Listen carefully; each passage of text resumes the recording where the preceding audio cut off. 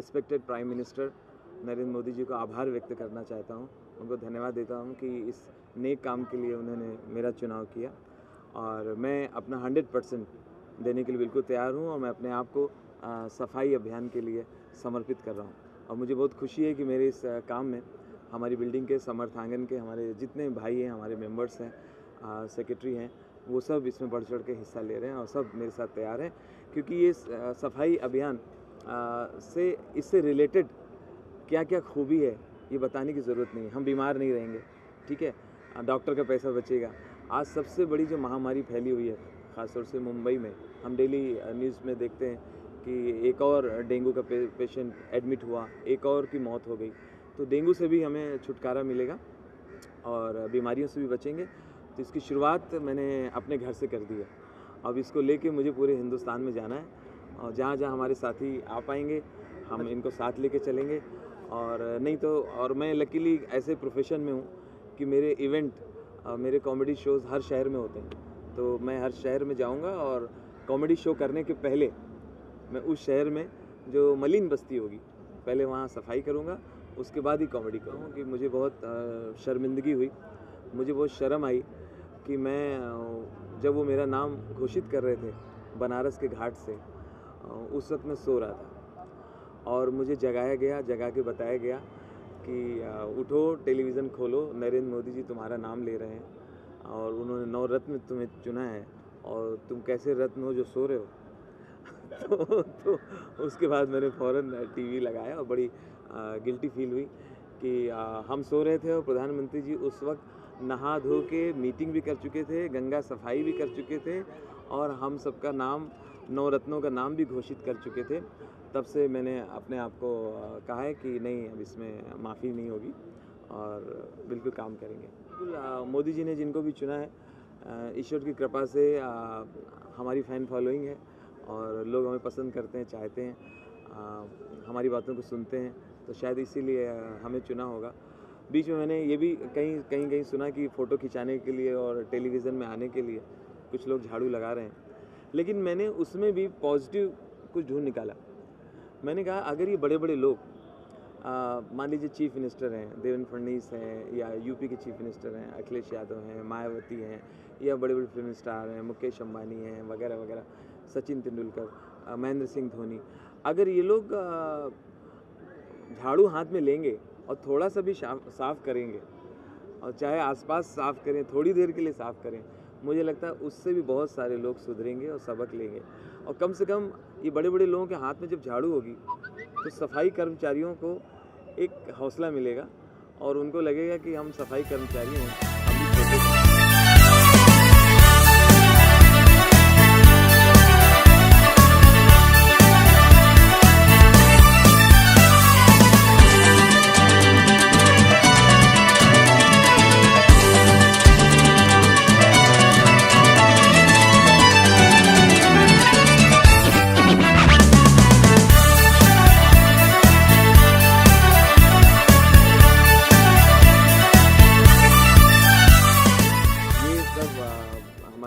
भाई की तरह हैं। हम सब एक ही बिल्डिंग में रहते हैं, दोस्त हैं हम, और मुझे बड़ी खुशी है कि ये सब इस नेक काम में मेरे साथ हैं और सब मोदी जी के फ़ैन हैं और मोदी जी के समर्थक हैं। और इसमें से जो दूसरी पार्टी के भी हैं वो भी इस बात के लिए तैयार हैं कि सफाई कहीं ना कहीं बहुत ज़रूरी है। ये हमारे समर्थांगन के सेक्रेटरी हैं शेट्टी साहब, और इन्होंने कहा हमसे कि हाँ बताओ क्या करना है। मैं बिल्कुल तैयार हूँ, चलने के लिए तैयार हूँ। आशु भाई हैं, ललित जी हैं, हमारे पाजी हैं, प्रताप भाई, जैन साहब, संजय अरोड़ा जी, ये प्रभात जी, ये सारे हमारे मित्र हैं और इसके बाद हम निकलने को तैयार हैं। शुरुआत हमने यहाँ ज़रूर की है, लेकिन हम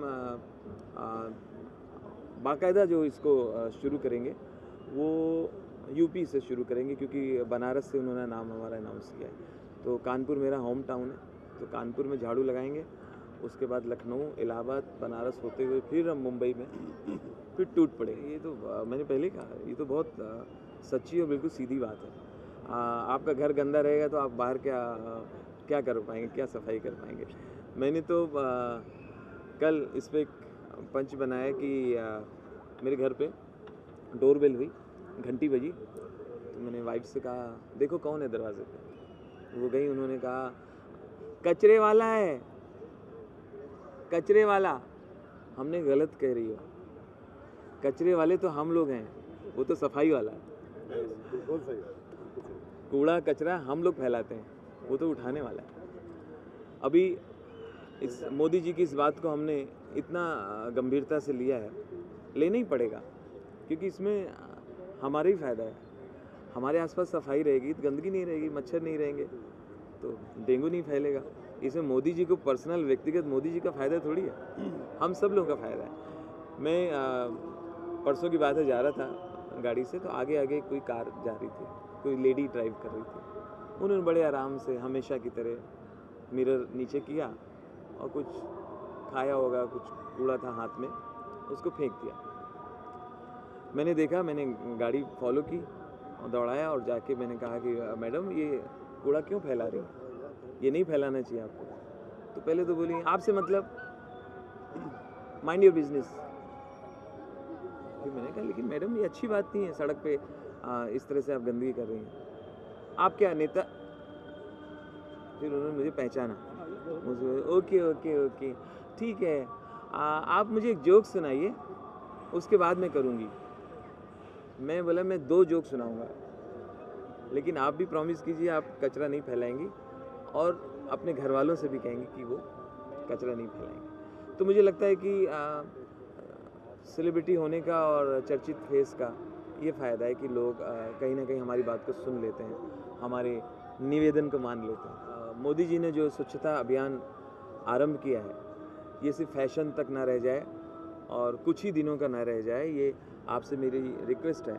इसको हमें लगातार चलाना है, क्योंकि हम जब विदेश में कहीं जाते हैं, आप जब कभी घूमने जाते हैं, टूरिस्ट वीज़ा पे जाते हैं, या वहाँ पे जो हमारे NRIs हैं, वहाँ आप देखिए वो उनके देश कैसे चमक रहे हैं, कितने सुंदर हैं, सड़कें साफ़ सुथरी हैं, कूड़ा नहीं है, कहीं कचरा नहीं पड़ा हुआ है।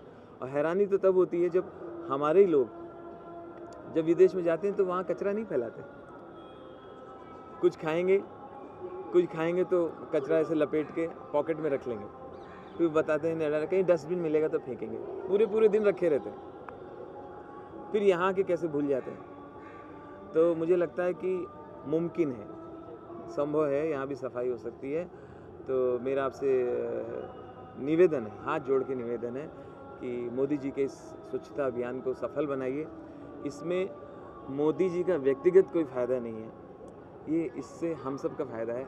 हमारे बच्चे स्वस्थ होंगे, हेल्दी होंगे, हम डॉक्टरों से बचेंगे, डॉक्टर नाराज़ ना हो जाएंगे डॉक्टर से बचेंगे, हमारे पैसे बचेंगे। तो प्लीज़ प्लीज़ प्लीज़ स्वच्छता अभियान को आप भी आगे ले जाइए और इंतज़ार ना कीजिए कि कोई हमें नॉमिनेट करे।